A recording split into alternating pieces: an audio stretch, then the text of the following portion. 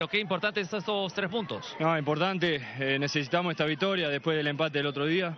Sabíamos que no iba a ser fácil, ellos se hacen duros, venían seguro incentivados, con ganas de jugar contra Alianza y nosotros teníamos que hacer nuestra parte y creo que hicimos un gran partido.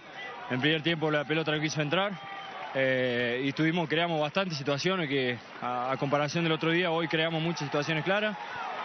Y por suerte al final ahí lo pudimos abrir y nos llevamos 3 puntos de oro, ¿no? ¿Cómo afrontar lo que viene? De la misma forma, con la misma intensidad, con la misma gana, venimos trabajando bien y tenemos que ganar los 3 partidos que nos quedan. Gracias. Lo va a decir Hernán y claramente es una de las cosas que hemos podido ver el día de hoy.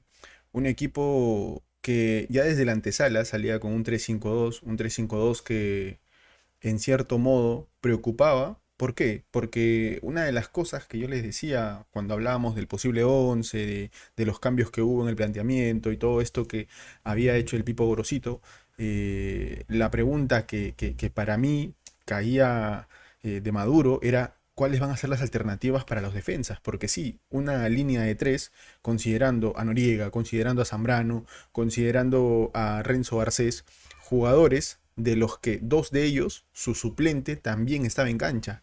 ¿Cuál suplente? Noriega.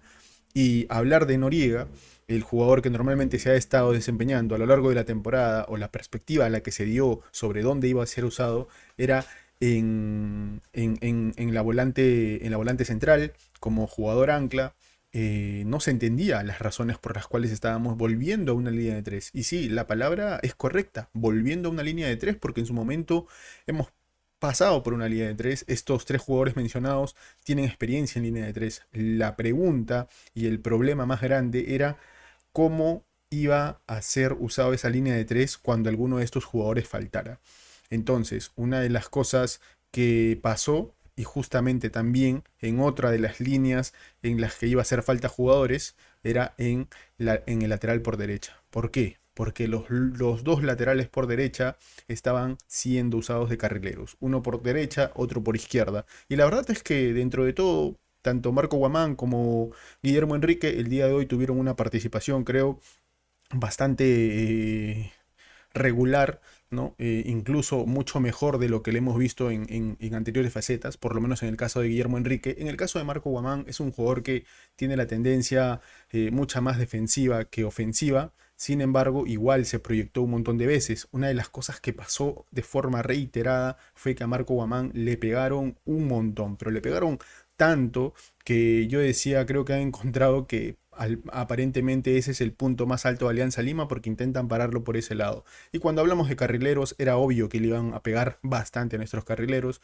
Lo hicieron con Guillermo Enrique también, aunque Guillermo Enrique un poco más habilidoso, diría yo, con el pie, con el dribbling, con el uno contra uno, lograba zafarse muchas veces. En el caso de Marco Guamán, por ímpetu iba hacia adelante. Es un jugador que normalmente trata de asociarse lo más posible, tanto con los volantes interiores como en este caso con el segundo delantero y también con el back central que está por izquierda. Es alguien que se asocia y se asocia bastante bien. Creo que por ese lado no hay muchas cosas que cuestionar. El equipo como tal respondió ante un sistema que no veníamos usando hace mucho tiempo. Y digo respondió, yo no digo con esto que el equipo cumplió, porque cumplir es diferente a responder. Responder puede ser simplemente basado en 10 puntos que tenga 5 puntos, pero cumplir ya viene siendo probablemente 6 7 donde probablemente has convertido un gol, has tenido varias jugadas, porque en un sistema 3-5-2 basado en lo que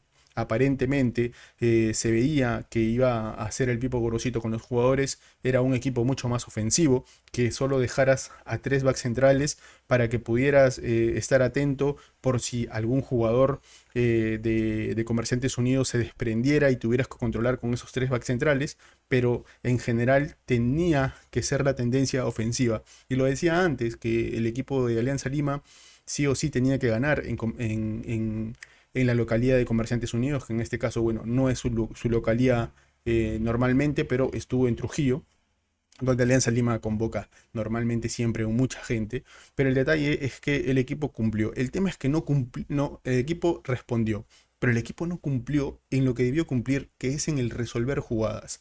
Y A esto creo que me voy a abocar mucho más a dos jugadores puntuales que creo yo que no cumplieron lo que debieron cumplir, que es Pablo Cepelini y Eric Castillo. Dos jugadores que la verdad es que en el momento en el que salieron creo que se sintió una Alianza Lima mucho más vertiginoso, una Alianza Lima mucho más cercano al gol. Entró Cari, entró también en su momento Hernán Barcos, que dentro de todo lo que te puede dar Hernán Barcos, ya sea desde el gol o incluso desde las asistencias, porque sí, Hernán Barcos te puede asistir y eso es algo que en el día de hoy prácticamente en un par de jugadas lo hizo, en este caso con Pablo Guerrero, con Kevin Quevedo, etcétera, con varios jugadores. Creo que es una de las características que Hernán Barcos tiene muy desarrollado por la jerarquía que tiene Hernán Barcos. Sin embargo, quienes debieron asumir ese rol en su momento fueron Pablo Cepelini, Gaibor, que también te entrega mucha intermitencia en su juego. Creo que si a Gaibor no lo terminan sacando al inicio, fue porque Gaibor necesitas un jugador de buen pie en el medio campo, además de tener al enganche que teóricamente debería funcionarte, que es Pablo Cepelini. En este caso, lo que hizo Piero Cari cuando ingresó fue mucho más lucido que lo que podía hacer Pablo Cepelini, lo cual preocupa porque estamos hablando del extranjero que debió haber llegado a solucionarte cosas y estamos hablando del juvenil que recién sale, que recién se proyecta y que incluso hay una jugada en la que a tres dedos logra habilitar a Kevin Quevedo, que responde muy mal en la definición en el segundo tiempo, pero aún así ya veías a un Piero Cari que se está atreviendo mucho más, que creo que nos va a dar muchas cosas de qué hablar y eso va a ser muy interesante de cara a lo que se viene. Pero bueno, uno de los jugadores que también ingresaron fue Gonzalo Aguirre, por ejemplo, y Hernán Barcos va a hablar acerca de todo lo que se ha estado trabajando, de cómo se nos cerró el arco, porque si yo no entiendo, amigos, cómo se nos está cerrando el arco una y otra vez. Lo intentamos, pero no llega a entrar. Puede ser la respuesta por jugadores que están muy imprecisos, pero aún las circunstancias, los rebotes y todas estas cosas nos quedan, pero nos quedan en una posición incómoda. Eso es algo complicado. Pero bueno, en general creo que no es tampoco una respuesta a lo que necesitamos nosotros realmente entender. Creo que más bien las piezas tienen que cambiarse en el momento en el que no funcionan y creo que en general se hizo. Si bien es cierto, Alianza Lima termina con un 1-0, que fue un sabor a poco de todo lo que se pudo hacer. Sin embargo, creo que ya ahora va a tocar que el Pipo Grosito realmente llegue a entender que hay jugadores que no están respondiendo y si no responden simplemente hay que usar su variante. Creo que en este caso, cuando se le pone a Guamán por Lagos, por Trauco, creo que estuvo bien. Yo no sé si sea probable que vaya a llegar Miguel Trauco para el siguiente partido, lo cual es probable, pero Marco Guamán no se me hace una alternativa mala. No lo ha hecho mal en este partido. Ahora estamos hablando también con un equipo que está en prácticamente lo más bajo de la tabla. Sin embargo, creería yo que darle la oportunidad a Marco Guamán estaría bien. Guillermo Enrique, con mucho ímpetu, creo, intentando no desaforarse tanto con los centros pasados, pues lo hizo regular, de regular a bien. Creo que incluso tuvo dos centros en los que dos oportunidades, tanto como para Castillo como para Cepelini, que no logran convertir.